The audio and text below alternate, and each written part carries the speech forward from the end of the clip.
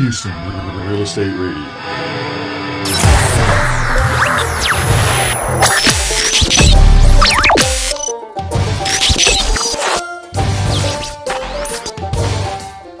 Welcome back. You're listening to Houston Real Estate Radio, and I'm your host, Shannon Register, and you can call us anytime with your real estate questions at 281-882-8088, and we'll answer them on next Sunday's broadcast. So today, we always like to talk to you about real estate information that you can use, and one of the great things that we want to talk about today is how to give you some tips and how to purchase a home in a safe area. So got some really interesting information for you. I'm joined here in the studio today over at RREA.com in the studio with Senior Police Officer James Byrd. He is from the Houston Police Department's Public Affairs Office, and I want to really let him talk to you today about some things to look for when you're purchasing and also renting, because there's a lot to know.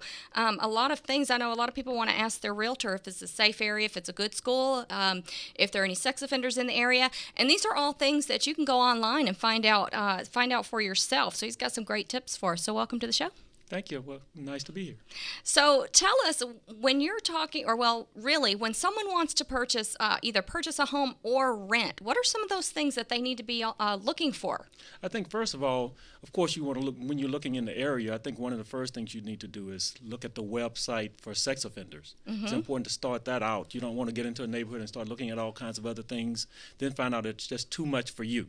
So let's go ahead and tell people how to find out if there's sex offenders in their neighborhood. You need to go to the website, type in Texas sex offenders, and I can't recall the rest of it, but if you start that off, you're going to find the Texas registry that has all of the sex offenders for the area on there, and whether you want it a mile off from where you're planning on living or whatever, it's going to have all the information in there for you. So you could put the actual street or the zip code? The street with the address on there, or you could put the zip code or something like that, and it's going to give you the information that you need. So that's really the really important thing if you have children. You need to know about that. Correct. Okay.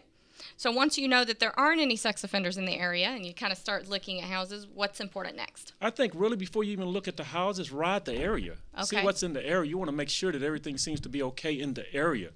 If it doesn't look right, you don't feel safe just riding through the community, maybe it's not for you. Mm-hmm. Then you get into the community itself. You're riding up and down the streets. Do you feel comfortable on those streets? Does it look right for you? Do you think there's something wrong with what's the burglar bars? Some people love burglar bars. Some people don't like them. So look at all of those type things, and you get a feel from it just riding through the community. Mm-hmm. So you're saying look at the businesses as well. Oh, everything in the community, everything around the area. Don't just think about the neighborhood you're living in. Maybe it's a master plan community, or maybe it's a smaller community. Mm-hmm. Ride the entire area. Look at everything, and if you're not comfortable with what's behind you, there could be something back behind you just don't feel comfortable with. Mm-hmm. So look at everything.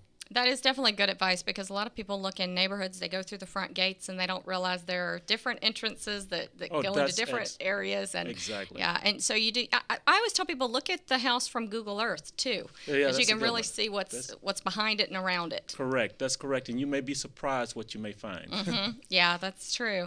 So what about when you find the house that you want? Then what are you looking at more specifically? You're riding when you're looking at the neighborhood. You find some things that you like, and then you finally find the house that you're interested in.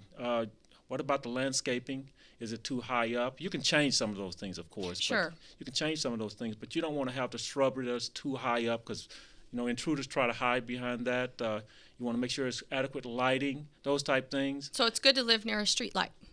Well, it's street light, or you can put your own lighting up. Okay. Something where you have your own adequate light. When I say putting your own light up, you want to make sure it doesn't invade or intrude on someone else's property when you put the light up. Yeah.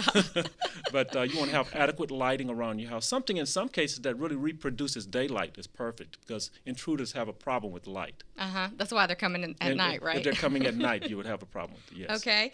And what about inside the house, like as far as your locks on your doors, the alarms?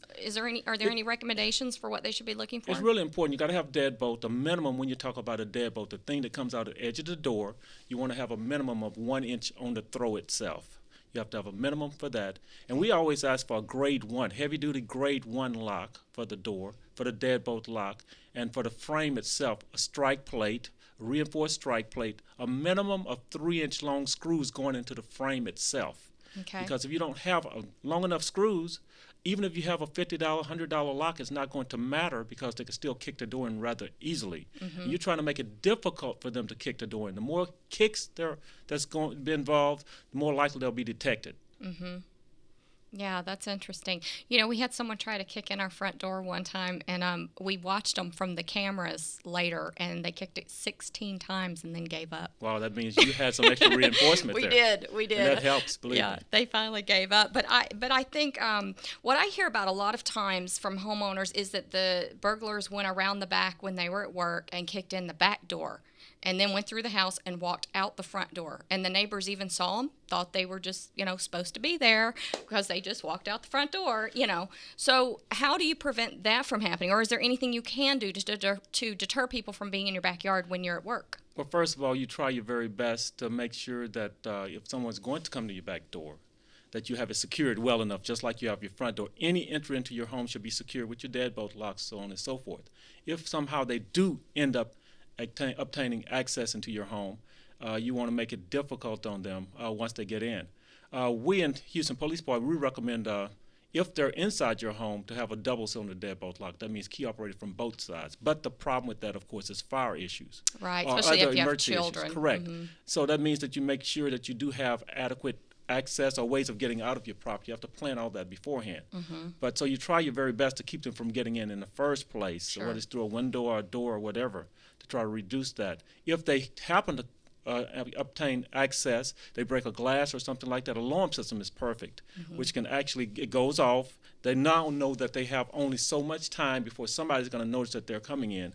Also, if a neighbor or something is around, it's great to have neighbors. They'll hear who, it. if they hear something or something that just doesn't look right. If a neighbor happens to look out and see someone walking into the backyard, they don't know anything about it, and the neighbor has been keeping in contact with the other neighbors, that way they can possibly call the police and say something just doesn't look right. A man, woman entered the neighbor's backyard. And some neighborhoods have like a neighborhood watch. Do you think that's a good thing for communities to have? That's excellent. In fact, we just finished with National Night Out a couple of weeks ago, and where you want your neighbors to get involved with each other and understanding and knowing something about each other. And the Citizen Patrol program with the Houston Police Department is something that we have and we push, because basically what it is helps us out as the eyes and ears of the police department. And the only thing that they do is they call. If they see something suspicious, something does not look right, they call the police, but they're not at any time allowed to interact directly with the individual that they're calling on. They're just kind of notifying you. Right, We and think it works something's going really, on. really well. It helps out a lot. Yeah, it is, and it's nice when you have people home in the neighborhood. Unfortunately, a lot of people who are in the same income levels, they're all out working at the same Right, time, exactly like or us, they're right. all retired. Right. Like most of your neighbors are at work, or you're in a retirement community and they're all retired with you. So. But you know what's interesting about the retired part? A lot of cases, the retired individual is the one that's really, really helping, because they're at Sure. home, and they're the ones that a lot of them are actually involved in the citizen patrol organizations. Yeah, which is a good thing, yeah, Right. because they're there during the day, and a lot of them get out and walk, and Right, they notice exactly. things going Right. on. So, what about renters? They can't go in and change the landscape. Sometimes they may not even be able to change locks on doors. What should they be looking for? The same things, different? If you're talking about a home, for example, I think it's important for them to still insist that the lock be changed, that they rekey the lock at the very least. Yes, definitely. So if your renter is looking at a home, do not go and get a home that's not adequately secure. If you can talk to the owner of the home, say, can you possibly put a new deadbolt on, or can you rekey it, something like that. But I think it's important to insist that those things are taken care of. If they're not, you don't need to rent that particular property. What about apartments? Same with an apartment, it's going to be somewhat different, although apartments are required to have deadbolt locks, they're required to have peepholes on the door, those type things. But still, you want to make sure there's adequate lighting around the property. You want to make sure that you have access to get out. If it appears that that particular door is not strong enough and sturdy enough, maybe you need to find another apartment complex. One thing that I hear a lot of buyers say is they want to know the statistics in a neighborhood or a certain area of town. They want to know how many burglaries have taken place, how many home break-ins there are, how many office buildings and other places around there that have been burglarized or had issues with crime. How can they find that information? Can they go on the website and get the statistics of communities or areas of town by zip code? Absolutely. Go to HoustonPolice.org and go down on the left-hand side to statistics, and they can go in there, and within Houston city limits, we have all the statistics for the different areas. You can put in the street name, those type things, and get some information on what's going on with your particular area. If it's outside the city limits of Houston, of course, check with the jurisdictions that they're in, whether it's the sheriff's department or the municipality that they live in, and they'll usually be able to assist them with some of those things. Okay. And any other safety tips that you think home buyers and sellers need to be aware of? We didn't really talk about sellers, but sellers have people going through their house, looking at the home, and they don't know who those people are. Any tips for sellers? I think it's important to make sure that if you have a seller coming in your home, you need to make sure of who it is. If you're going to sell it on your own, for sure, you got to make sure you have someone else there with you. It's a good idea never to have someone come in your home come in your home when you're there by yourself. It's better to have someone else there with you. If by chance you're working for a real estate agency like you are, and that type thing, it's important to make sure that the other agents know where you are, and you have the individual that's going to enter the home with you possibly know that you have access right away, and they know that you just got off the phone with someone that knows exactly where you are, and they have the information at the office on that individual, and all that kind of stuff, which can assist in a lot of different ways. So a homeowner that's selling a home, let someone else know at another home, maybe a friend or cousin or someone, that they're going to sell their property. There's an individual coming over, Miss Johnson, for example, is coming over to my house today to look it over, and who that person is. You can let the person know up front, hey, I need your information before you arrive, because I need to, send that information to my friend, because, for security purposes, and then ask the person for their driver's license when they're arriving at your home before you even let them in your home. Okay, very good. What do you think about home safes? Do they work? Can crooks just kind of pick them up and carry them off, or do they work? Do they keep people from stealing certain things? It depends on the size of the safe, but we don't necessarily. A safe is a nice thing to maybe keep a gun in and those type things, because understand something. If you have a lot of valuables in a safe, if someone, a home invasion, for example, that's what they're looking for. Someone, they want to kick the door in with someone at the home, then they're gonna get in that safe. They're going to do whatever they have to make you open that safe, and you will open the safe. So don't use that as a security blanket. Yes, if you have some valuables you want to put in there for some reason, don't just completely depend on it. Put it in a safe deposit box or something like that. But yes, safes can help, but do not completely use it as a crutch, because it could cause some real problems for you. Okay. Very interesting. All right. Well, I think that's a lot of good information for homeowners who are selling, and then also, of course, for buyers and renters who are out there looking. Gives them some good ideas of things to look for and how to make their home safe once they purchase a new home.